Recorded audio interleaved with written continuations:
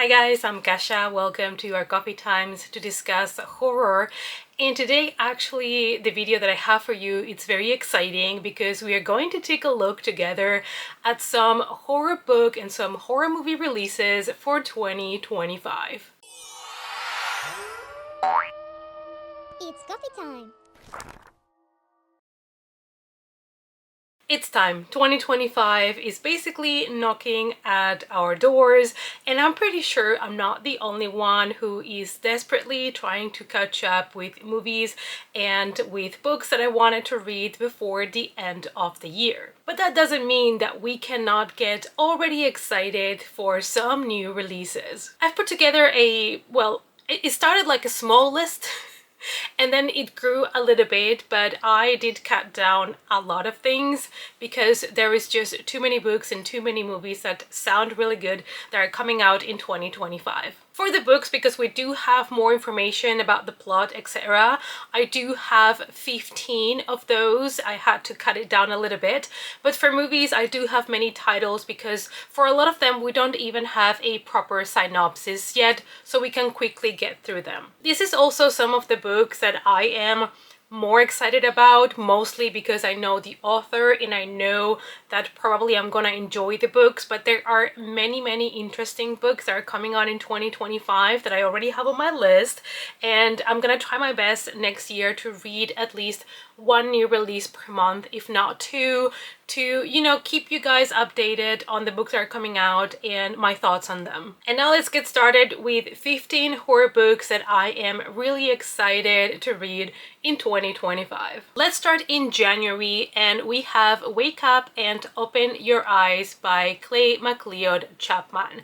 And this one is one that I'm really interested to read because I did enjoy the author's first two books, and then the third one was not exactly for me. So I think that's why I'm really excited about this one. I'm really kind of interested because two of his books I really enjoyed and one was a miss for me. So I kind of want to know where this one is going to fall. We follow Noah, and he has been losing his parents to actually some sort of like TV channel that it's putting all of these ideas and messages in his parents' heads. And the last thing that he hears from his parents is that the great reawakening is coming. After that, Noah is unable to reach the parents, and he's like, you know what, I'm gonna do the long drive, see if they're okay. And when he gets to his childhood home, he finds it in shambles. The fridge is full of spoiled food, and his parents seem to be in some sort of like trance, and they are not responding. Apparently it's not just his family, it's not just his parents that are in front of the television in a trance and they have neglected the house for months, who knows how long. Apparently it's something that it's happening also in other places, in other houses, to other people. So is this some sort of like virus, something coming through the TV? Is this, I don't know, some kind of like cult that it's taking over their minds? Is it something else? It sounds really interesting, to be honest, and I'm hoping to really enjoy this one. In January, we also have At Dark, I Become Loathsome by Eric LaRocca, and you guys know I've been really enjoying his books. He's actually one of the few authors that writes a little bit more of a weird horror, but that really connects with me for some reason. We follow Ashley that is going through a really rough time after losing his wife and then also his son going missing. So Ashley has constructed a very peculiar ritual for those that wish to die. Ashley is also struggling himself with his inner demons and with the struggles and also the thoughts about death when he comes across another person that might be perfect for his experiment, for what he wants to do. So we have now two men that are trapped in this weird, I guess, relationship dynamic, and they're both probably on the same headspace and struggling with grief. I'm guessing this one is going to be very dark because it deals obviously with the topic of suicide, people that have been going through so much pain and grief that they think the only thing that can now help them and cure them is death.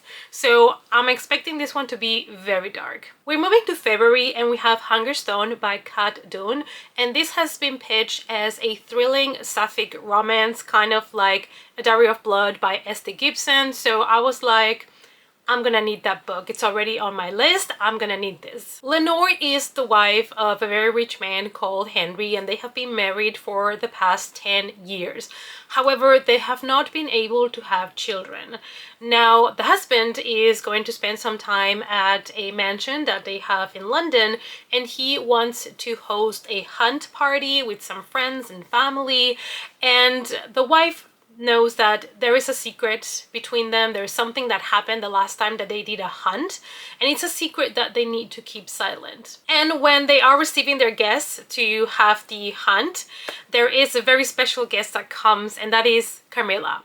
Yes, this is another Camilla retelling. It is sapphic, and I'm gonna need this book. I think I already have pre-ordered it because I was like, I need this in my life. I think Lenore finds herself between her husband and Camilla, and you know, I think she should go for Camilla because obviously she's unhappy after 10 years with her husband, so let's go try something else. Also in February, we have Mondays Are Murder by Ravina Guron, and you guys know I have been really enjoying her YA mystery thrillers.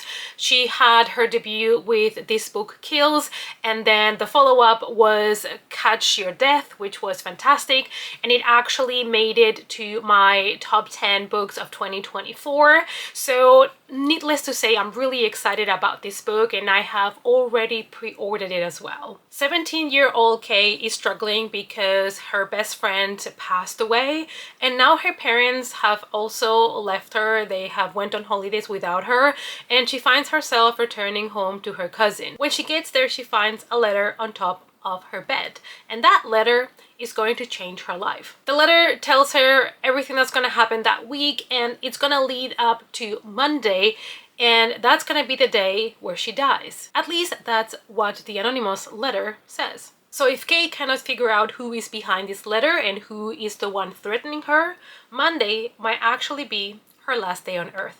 I'm really excited for this one because I believe that Ravina is a master when it comes to delivering twists and turns that are unexpected in a story. But I also love the fact that we have kind of like a deadline set. So the tension is going to be raising because obviously we know we have to solve this before Monday. We have like a deadline there, and I think that's gonna help a lot with making it like super exciting. In March 2025, we have The Unworthy by Agustina Basterrica. She wrote Tender as the Flesh, which has been one of my favorite horror books in the last years, and I've been really excited about this release. I have heard that her short horror story compilation was not as good as Tender is the Flesh, but I still have not read it myself, so I have high hopes for this one, which is going to be her next novel. I have tried to get this one in Spanish because it's already been published in Spanish, but I cannot find it for a decent price. So if I can find it before, I might read it. If not, I might just wait for March. This follows a woman that is living on a convent, and she's trying to tell her story and write it with whatever means that she can find inside of the convent, and outside of the convent, the real world the world outside is basically in shambles. Like, cities are completely devastated by water, people are struggling, they don't have electricity, so the world right now is not a good place to be. And one day, a stranger makes its way to the convent. So that's all I know, and I'm excited because after reading Tender is the Flesh and having such a unique take on horror and on the meat industry, I'm just really excited to see what she does with a convent and with nuns in a world that apparently is basically dying. In April, we have When the Wolf Comes Home by Nat Cassidy, and he has been an author that I have really enjoyed. After reading Mary and Nestlings, I can tell that he has a very particular style, which is also very weird and unexpected, and it might not work for everybody, but so far it has worked for me. I have enjoyed both those books, so I'm really excited to read his new book. One night, Jess, who is a struggling actress, finds a 5-year-old boy in front of her house, and he was basically running away from his dad. And after an encounter with the dad that ended up being bloody, she had to run away with the 5-year-old boy. Based on the title, I don't know if we're gonna have like real werewolves or if that is kind of like a metaphor for the dad or somebody that's bad. I don't know, but knowing it's Nat Cassidy, honestly, all bets are off. It can actually be anything, but I will be seated to read that book. The next one is called Eternity by S.A. Barnes, and I decided to add this one to my list because I do want to make an effort to read a couple of sci-fi horror next year, and I have heard really good things of S.A. Barnes books, so I also think this one sounds fantastic. And I don't know if this is going to be my first one by the author, but it actually might be. Hailey is on the run from something that happened, some event that put kind of like a target on her back. So she's basically almost like a fugitive at this point, and she's just running away. She decides to lay low in a place, in a planet where basically they are just storing for the moment some bodies, some human bodies that are basically being conserved in cryogenic, I think, capsules. So basically they're put to sleep for the future. Probably a lot of bunch of rich people that want to be preserved for the future when maybe immortality is a thing. That's something that a lot of rich people, you know, would do. I mean, would you do it yourself? Would you freeze your own body for the future and wait until immortality is a thing to be brought back to life and become immortal? And of course, as our main character gets there and everything seems fine at the beginning, but soon she realizes that she might not be alone. There might be some creatures, she might be in danger. This place is not safe and nobody knows that she's there alone. I think this one can be really creepy because you have someone alone and she's basically surrounded by holograms and frozen bodies and probably no way to call for help. We also have Senseless by Ronald Malfi, and one of the things that I like about this author is that he manages to combine the psychological thriller with detectives and horror. So he makes his books, you know, like a good combination between the two. The mutilated body of a young girl is discovered in the desert on the outsides of LA, and the detective that is assigned to the case, after he takes a look at everything, he realizes that this murder is most probably related to one that happened a year ago. So people are very scared that the news are gonna break that there is a serial killer on the loose, because obviously, you know, then people get scared, as they should. So the detective wants to make his due diligence and investigate and make sure before they confirm. But this book is also going to have some other elements, a little bit more supernatural, a little bit more of horror. Like, that is just the base, the beginning of the story that always looks in his books mostly like a regular mystery thriller, but then all the horror elements and all the weirdness starts to, you know, creep into the book. The Staircase in the Woods by Chuck Wendig, and he's also an author that I've always wanted to try, and I actually have one of his books, but I've never read it. However, I do have an arc for this book, so I think it might actually be the first one that I read by him, and I'm really excited to finally try one of his books. 5 high school friends are bonded by an oath that is meant to protect them, so they have basically sworn to protect one another. Then on a camping trip in the middle of nowhere, they find a staircase that leads nowhere, apparently. One of the friends decides to walk up the stairs and he never comes back. And then the staircase disappears. Fantastic. 20 years later, the staircase reappears and the other 4 friends return to try to figure out what happened to their friend 20 years ago. So, sounds fantastic. I love this kind of vibe, you know, of friends, childhood, something happened to them, years later, they still have to figure out what happened. Like, that kind of vibe, I like it. In May 2025, we have Never Flinch by Stephen King. So this is another one that is going to take us back to Holly Gibson.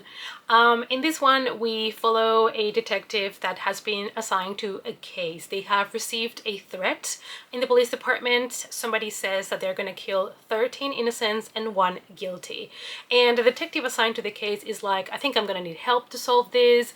I don't want to have, you know, in my conscience all of these dead people. So of course they go and find Holly Gibson to help. I am slightly excited about this one because I do like Holly as a character. As you guys probably know, Holly by Stephen King, that came out I think 2 years ago, was not all perfect for me because there were many things in that book that bothered me. I felt like the author was trying to push his politics like down my throat a little bit too much. So I'm hoping that that doesn't happen with Never Flinch. In June 2025, we have With a Vengeance by Riley Sager. So I know a lot of people didn't like Middle of the Night, but I did. I enjoyed it.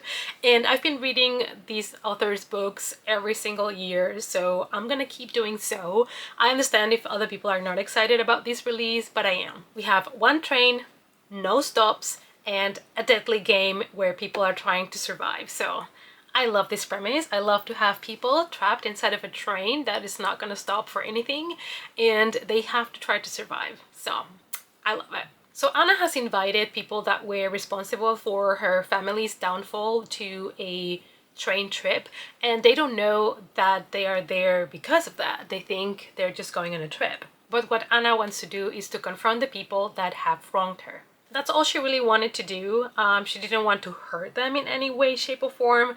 But then somebody ends up dead in the train. So now we have a murder mystery. Time is running out and they have to figure out who is behind the murders before the train reaches its destination. In July, we have Not Quite Dead by Holly Jackson, and this is going to be her adult debut, and I am so excited. She also managed to sneak in her favorite curse word that starts with a C. I did confirm this when I talked to her at Yalk this year. And I'm so excited for her because I know how much she wanted to do that in a book. Jet is the daughter of one of the wealthiest families, and she might probably die in 7 days. You see, Jet has lived her life thinking that she would always have time later to live her life to the fullest, to do everything that she wanted to do. But then one Halloween night, she is attacked by an intruder and she has been left with a brain trauma. But the doctors have said that she might probably die soon due to an aneurysm. That's what they're expecting, that she's gonna have a deadly aneurysm and just die. As her condition is getting worse, Jet is trying to figure out who is the one that attacked her. She is determined to figure out who is the person that caused her this brain damage before she actually dies. So this sounds very intense. Another one that kind of has a deadline. So she's running out of time as well. And she has to figure out who did this to her. She doesn't have enemies. She doesn't know who would want to hurt her. So basically, Jet is trying to solve her own murder before it happens. Next, we have Another by Paul Tremblay, and I'm really excited for this, not just because it's Paul Tremblay, it's because it is his middle grade debut. He is writing a middle grade, so I'm really excited to see what he does with it. Casey's parents tell him, hey, your friend is coming over for a sleepover. And Casey is thinking to himself, what? I'm actually a pariah at school, nobody wants to hang out with me, so whose friend is coming? And when the friend appears, it's somebody that he doesn't know, and the skin looks very pale and almost like clay. Moving on to another book that I am excited about, and I love this title, is called My Ex, the Antichrist by Craig D. Louis. So I really loved episode 13, and I still have to write his last book from last year, and I'm really excited for this one already because the title just sounds like so much fun. We've all had bad exes, but the one in this book just happens to be the Antichrist. In 1998, there is a punk band that is formed by Lily and Drake, and Drake is somebody that tends to scare people, but Lily believes in him. In 1999, a battle of the bands ends up with 3 people dying. In 2009, Lily is on the top of her career, but she decides to walk into a police station and confess to a murder. The band had, since the events of that night in 1999, refused to talk to the press, but now that Lily has confessed and she's going to do an interview, they might have to say something. This sounds like almost like Grady Hendrix in tone, because it sounds like it's going to be a horror book and it is apocalyptic and we do have the Antichrist, but at the same time I keep wondering if this is going to have a lot of humor in it by the sounds of the book. So I'm excited to try this out. In September, we have Keep Your Friends Close by Cynthia Murphy. And you guys know I really enjoy her books. I have been reading all of her published work and I'm really excited for this one. I am sad that I have to wait so long to read it. I did try to see her and get an ARC when I was in London, but I couldn't. I missed her. So I'm really sad about that. So I'm gonna have to wait now until September, which feels like so long. Chloe is on top of the world. She is very popular. She has really good grades. She goes to a fantastic academy. She has two best friends, but then one of her best friends stabs her in the back, and that is going to change her life. As her life is crashing, Chloe also finds a book that was hidden in the academy. It's a book for crime and punishment, and it kind of lists every misdeed, everything that the students have done that was bad, and the punishment that they got for it. And that is when she realizes that there have been several murders in this academy, and she is trying to dig deeper and figure out why and how and who is killing the students. Now it's time to talk about movies. Horror movies are coming out in 2025. So the first ones I'm going to mention are movies that already have a set date to be released, and then I'm gonna mention a couple that are planned to be released in 2025, but we do not have a set date yet.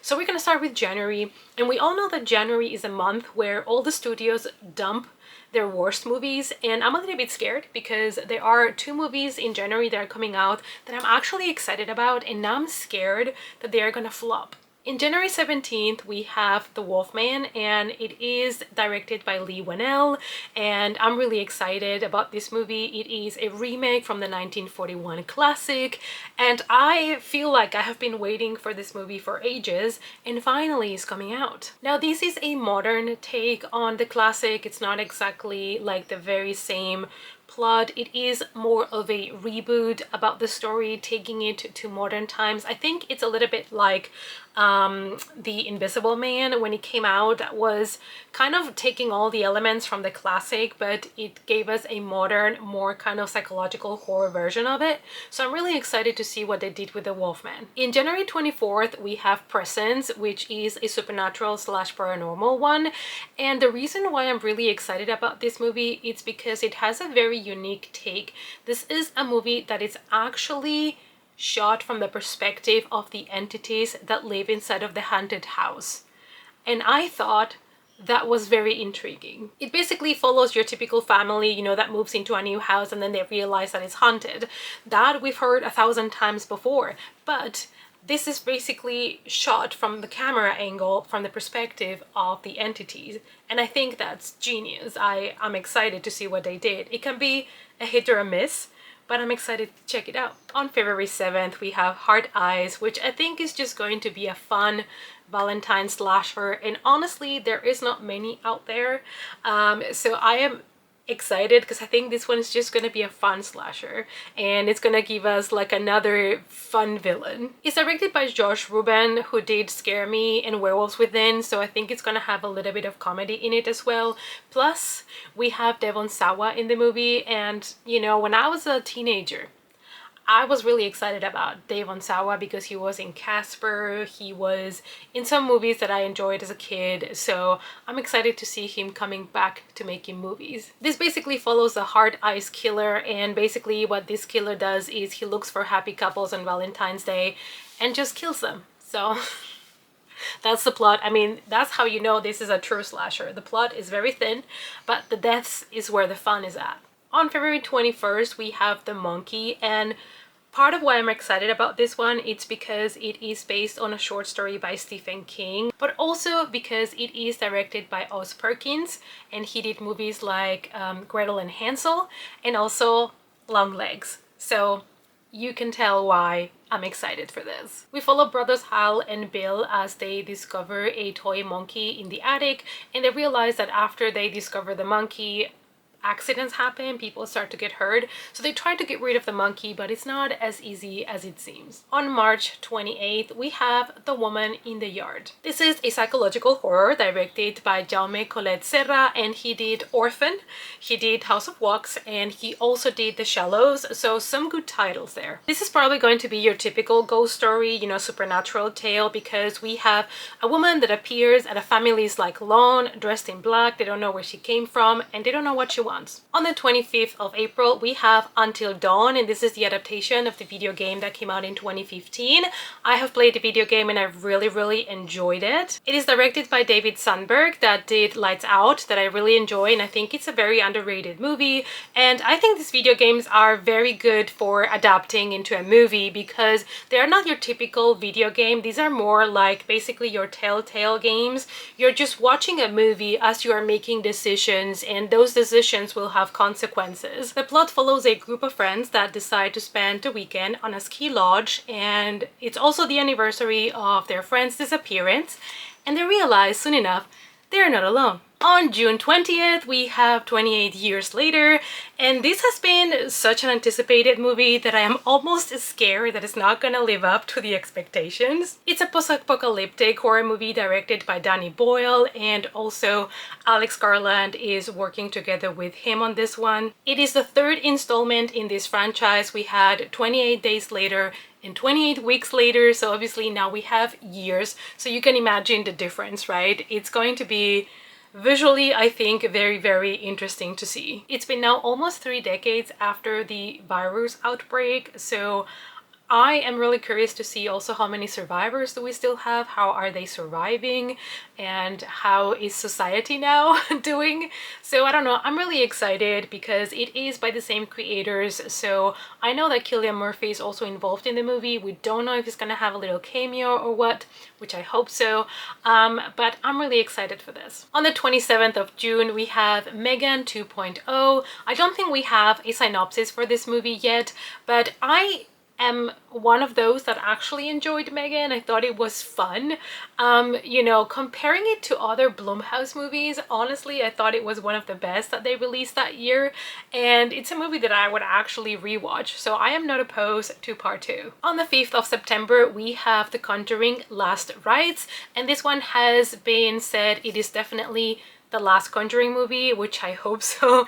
It is directed by Michael Chavez, and you know, I have nothing against this director, but you can really tell that The Devil Made Me Do It and The Curse of La Llorona plus The Nun 2 had a different vibe. However, I really did enjoy The Nun 2. It's probably one of my favorites of those three.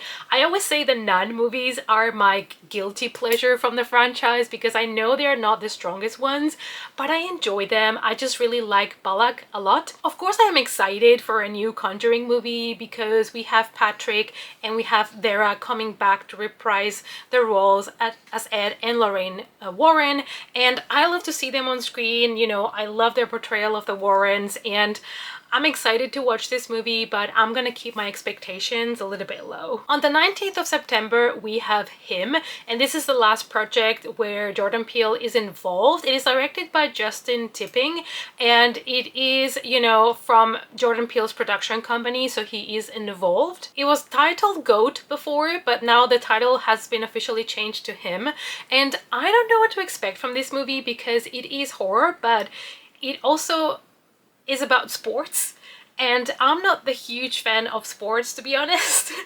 So I don't know what to expect from this movie, but I have to have faith in Jordan Peele and his projects and the things that he's involved in, because so far he has not really done me wrong, so I'm gonna keep an open mind for this. On September 26th, we are going to get Saw 11, and you know, I was a little bit tired of the franchise before Saw 10 came around, and then I was like, we're back. And Saw 11 also has Tobin Bell in it, so I am really excited for this. On October 17th, we're gonna get The Black Phone 2. It is going to be a direct sequel to The Black Phone, and I know a lot of people thought this movie was boring and it was very stereotypical, but I really enjoyed it. It is based on a short story by Joe Hill, and I'm excited to see it. I also really loved Ethan Hawke's character in this one, the grabber, so I'm excited to see what they do with part 2. Now we're going to move to the movies that have been confirmed for 2025, but we do not have any release dates as of now. I know that Mike Flanagan is going to adapt The Life of Chuck, and it's supposed to come out in 2025, and it's based on a short story by Stephen King. It is a story that it is included in If It Bleeds. And I also know that it stars Tom Hiddleston, so, you know, I'm sold. I also know that Mike Flanagan is currently working on Carrie TV show, and I don't know if it's also gonna come in 2025. I don't know if we're gonna be that blessed. So for that one, we might have to wait a little bit longer, but this is something that I'm really excited about. If there's anybody that can do justice to Stephen King stories, that is Mike Flanagan. I'm also excited for Shelby Oaks because this is the debut film by Chris Stuckman, which we all know from the YouTube community. I've been following him for many years, and I've been really excited about this release. The movie has been postponed a couple of times due to problems.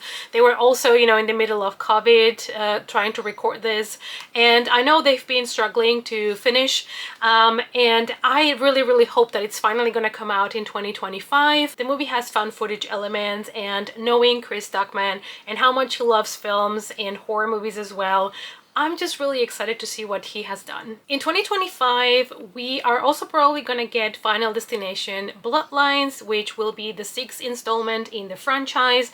And this is another franchise that I would rewatch anytime, kind of like a guilty pleasure. When the first movie came out, it was like a big deal.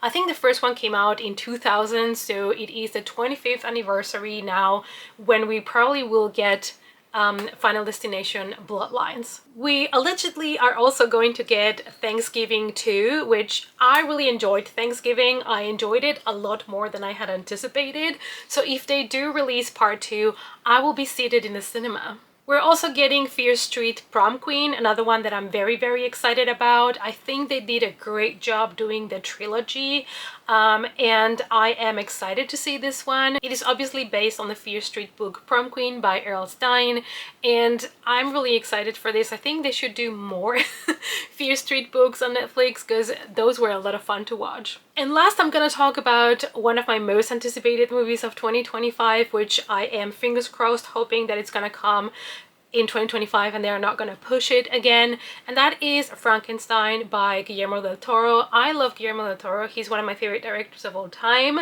and I have trust in him. And the cast for this movie is also fantastic. We have Jacob Elordi, we have Mia Goth, we have Oscar Isaac, we have Christopher Waltz. So I just want to see Guillermo del Toro's take on Frankenstein, because if somebody can do this, it's him. He loves Frankenstein. He has like life-size statues in one of his homes and everything. And also, weirdly, this one is not gonna get a theatrical release as of now. It's only been announced as a direct to Netflix release, which I'm a little bit conflicted because when Pinocchio came out, it was a Netflix exclusive, but it also made it to the theater here. So I'm hoping, I'm praying that I can see this in the cinema because it is a much nicer experience. But if not, I guess I'll have to watch it on Netflix. And that was everything, you guys. I know, I've given you so many titles. I know it's a little bit dizzying, but I just am really excited for what 2025 is going to bring us when it comes to horror books and horror movies.